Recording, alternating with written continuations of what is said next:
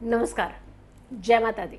मैं हूं आपकी अपनी लाइफ डिज़ाइनर आचार्य जीतू सिंह। बात करेंगे कि कार्तिक मास जब शुरू होता है तो हर किसी के जहन में ये चीज़ें आना शुरू हो जाती हैं कि हमने इस महीने में दीपदान भी करने हैं, इस महीने में पवित्र नदियों से स्नान भी करने हैं, और तो जप तप भी बढ़ा देना है, और साथ के साथ अन्न का दान भी ज़रूर करना है।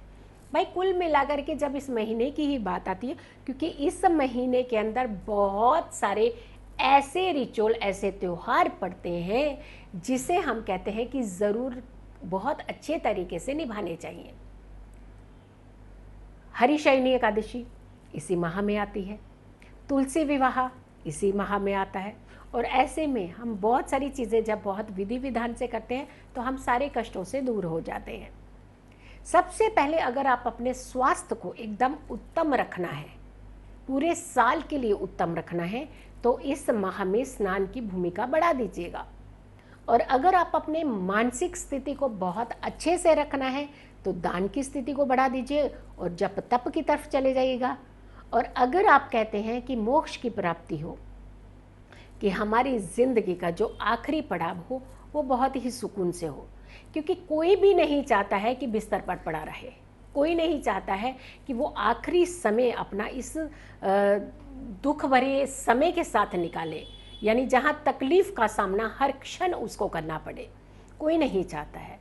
क्योंकि हमेशा हर व्यक्ति यही चाहता है कि अगर उसका जीवन सुकून से बीता है तो उसका ज़िंदगी का अंतिम पड़ाव भी हमेशा सुकून भरा ही होना चाहिए।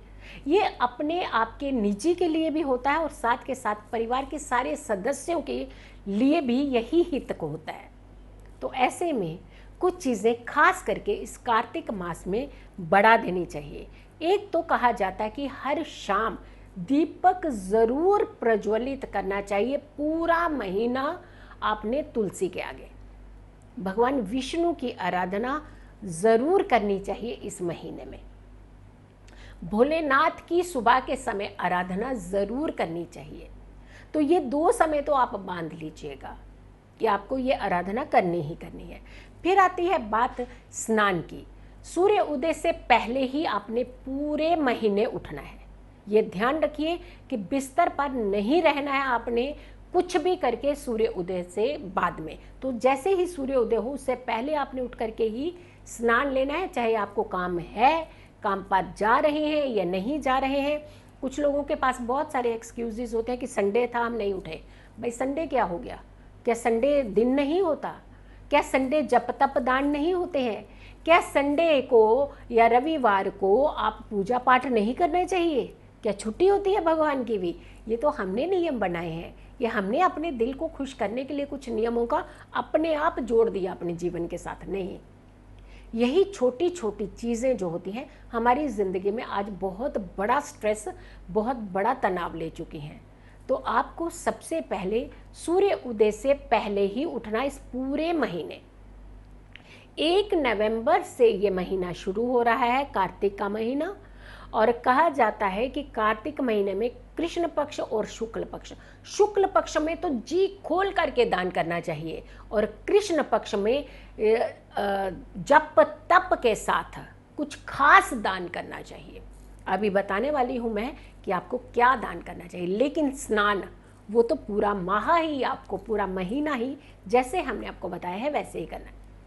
सुबह सूर्योदय से पहले उठना है, सुबह सूर्योदय से पहले स्नान करना है। घर में अगर आपके घर में गंगा जल है तो गंगा जल डाल करके ही स्नान करना है, और अगर गंगा जल नहीं है तो पवित्र नदियों का जल है तो वो भी गंगा जल से कम की भूमिका नहीं निभाता है, तो आपने पवित्र नदियों का जल आपने इस्तेमाल करना है। अगर वो भी नहीं है तो घर के आसपास के पूजा स्थान का जल ले आइएगा, यानी घर के आसपास के मंदिर में से जल ले आइएगा, तो आपने वो डाल करके स्नान करना है।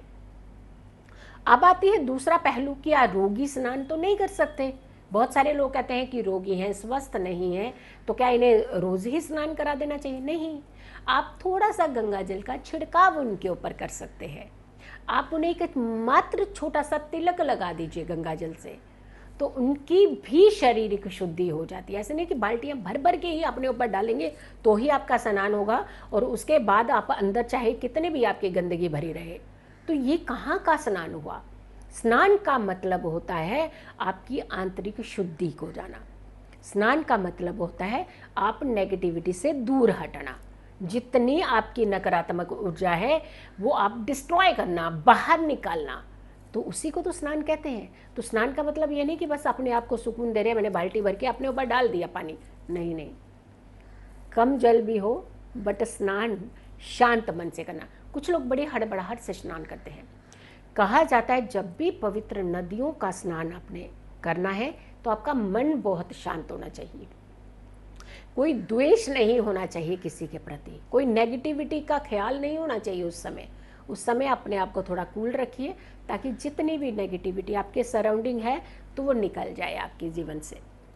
अब आती है बात कि कृष्ण पक्ष जो पड़ता है, कार्तिक मास का कृष्ण पक्ष, कहा जाता है कि अगर कृष्ण पक्ष में 4 गौओं का दान किया जाए तो शायद ही ऐसा मौका आपको जिंदगी में मिलेगा कि मोक्ष की प्राप्ति का, शायद ही। देखिए बहुत बड़ी बात लेकिन आजकल कितना मुश्किल हो जाता है कि गौ दान करना, गौ तो बहुत महंगी आती है भाई, कैसे दान करेंगे? घर के सिस्टम ऐसे हो चुके हैं, घर की समस्याएं इतनी हो चुकी हैं, तो इतना महंगा तो उपाय आप नहीं कर सकते हैं। लेकिन जो चांदी की गौ या फिर अष्टधातु की गौ बनी हुई आती है, जो बछड़े के साथ आती है, आप उसका दान कर दीजिए। ये बहुत ही शुद्ध माना जाता है, बहुत ही शुभ माना जाता है। तो आपने 4 गौओं का दान जो है वो आपने कार्तिक मास के कृष्ण पक्ष के अंदर ही कर देना है। दिन का चुनाव आप कोई भी कर सकते हैं, इसमें कोई भी किसी तरीके का परहेज नहीं है। हाँ, एक चीज़ ज़रूरी होती है कि गाय के साथ बछड़ा ज़रूर हो, ये ध्यान रखिएगा। फिर आती है बात कि आपको दीपक जो है वो तुलसी का जब भी आप शाम को जलाते हैं तो हम क्या करते हैं कि तुलसी को साफ नहीं करते हैं, बस हम दीपक जला देते हैं आगे। भाई सूर्य अस्त से पहले पहले तुलसी को साफ तो कर लीजिए, माँ तुलसी को स्वच्छ कीजिए, आसपास एक एनवायरनमेंट बनाइए, पूजा पाठ का एनवायरनमेंट बनाइए और साथ के साथ शुद्धता का एनवायरनमेंट बनाइए, तो डेफिनेटली वो पूजा हमारी सफल होती है। तो जब भी आप दीपक दान करें, जब भी आप दीपक प्रज्वलित करें, पहली कंडीशन की दीपक जो है आपने गाय के घी का ही जलाना है, ये पहली बात है। और दूसरा, सूर्य अस्त के बाद जलाना है।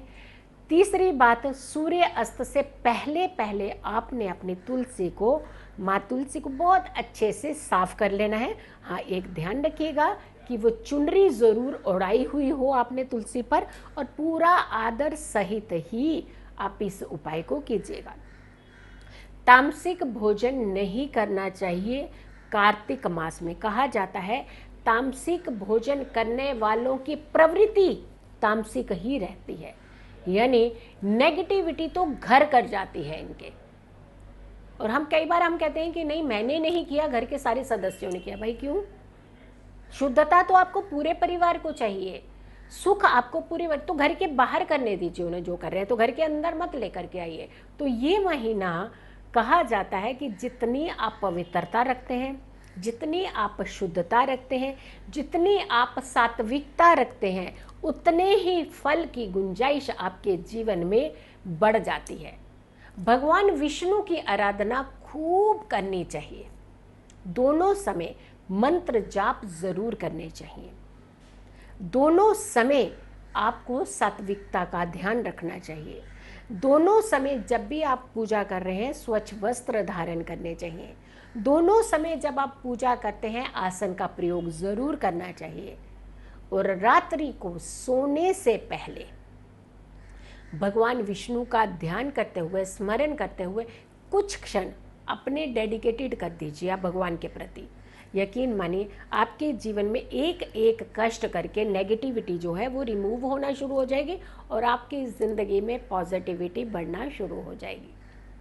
आप इन उपायों को कीजिएगा और यकीन मानिए ये कार्तिक मास आपकी ज़िंदगी में वो सुकून लेकर के आएगा, वो खुशियाँ लेकर के आएगा, वो आपकी ज़िंदगी में एनर्जी लेकर के आएगा जिसकी कभी आपने कल्पना की होगी।